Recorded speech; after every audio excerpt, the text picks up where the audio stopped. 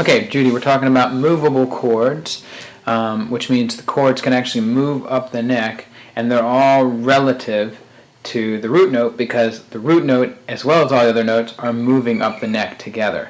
Okay.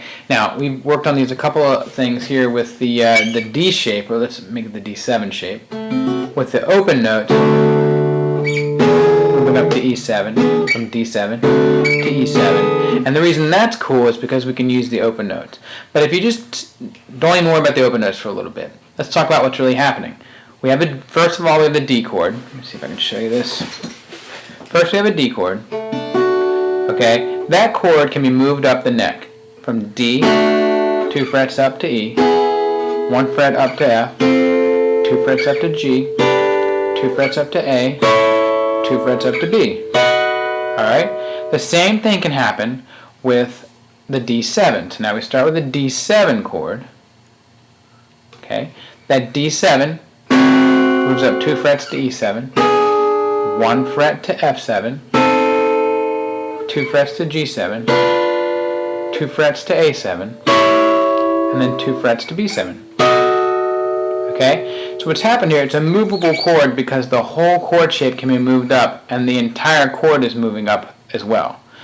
Meaning the relative note, the note which is the root is moving up, but so are all the other notes that are relative to that. Okay? This is a D7 chord. If all 3 notes move up 2 frets, it's an E7. Okay? So what you got is we start with the D chord, it moved up, and you can play all kinds of notes. We're not using the open notes right now. We're just saying any number of things any number of chords can be played just by playing the exact same shape up and down these 3 strings right here. The same thing can happen with the A shape.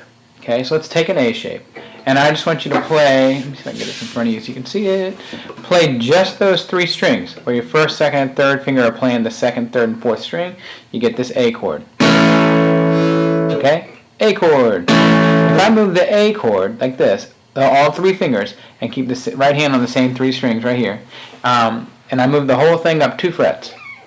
I've gone from an A chord to a B chord. Let's go back to the A chord. A, up 2 frets becomes B. Okay? If I move that B chord up 1 fret, it becomes C.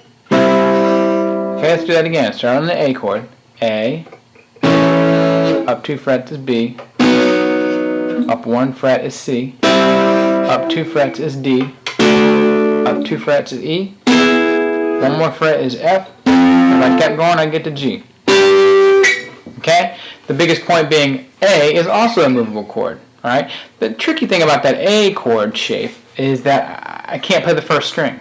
But if I take the A and turn it into an A7 instead, which means the A to the A is an octave. So if we're including the 7 in there, it means it's an assumed thing. We're actually talking about it as a flat 7. That note is whatever the 7 usually is leading up to that root note A would be lowered a half step. Okay? So what I mean by that is you go from A to A. The normal 7th is a half step behind A. 1 fret behind A is a G sharp. Okay? That's the leading tone note to get from A to A. But we're talking about the note that is a flat 7, 1 fret lower than that normal 7th, which makes a G sharp down to a G. So usually we just say, if you're looking for the 7 behind any root note, just go back 2 frets. Okay? In this case, A, to get to the A7 note, to get to the note that makes it an A7, it's a G. It's just 2 frets behind the A. Alright? So we have an A chord. We want to make it an A7 by adding a G. So I want you to, the one you showed me from the book, you told me about, was they just took their middle finger out right here and included the open note G. That doesn't help us. It'll sound cool, but it puts the 7th as an open note the whole time we move the chord up and down, which is not what we want. We want to be able to move the whole chord and include the 7th in it. So what we do is we add this G right here with the pinky. Okay? So now you've got 4 strings that are fretted. Okay? And a finger is pushing down on all these top 4 strings. So what I'm going to do is, just for the sake of ease, you can either just go ahead and strum down. That'll work with your thumb. Or just do it with a P-I-M-A, it's pinch at the same time. So if I do either of those without thinking, that's what I'm thinking. I just want to hear the notes ringing. Make sure you can hear that pinky.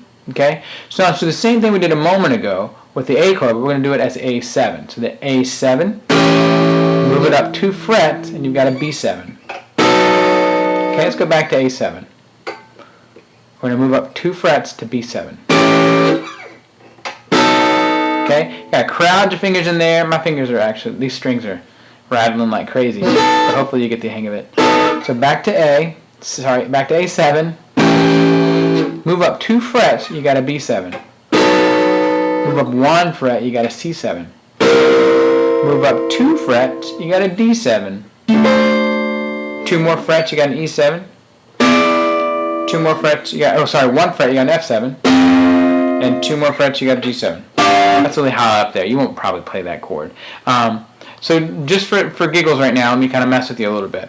I want you to be able to go from an A7 to a D7. Okay? Now, we can do it the way we just did it. A, 2 frets to B, 1 fret to C, 2 frets to D. Okay, you got a D7. But I want you to look at it as, I want you to take and notice what your fingers are on when you're playing that D7, because this is an important chord. You're actually playing all 3 of the notes on the 7th chord, on the 7th fret, and then dropping your pinky 1 fret up. Okay? So I want you to be able to go from an A7, and take your 3rd fingers, go all the way to the 7th fret, drop the pinky, and you got a D7. Okay? A7.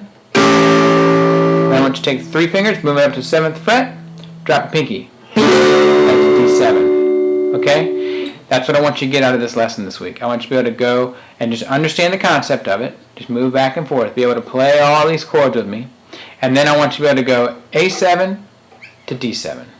Okay? Back and forth. If you can get the hang of that, you'll be good to go. And if it's easy, just challenge yourself to see what you can figure out. You know, try and go from A to C7 to B7 to A7 to G7. Like, just move it around and see what you think. But the biggest concept is just understanding the concept and then being able to move from the A7 to the D7. If you have any questions, let me know. Have a good one.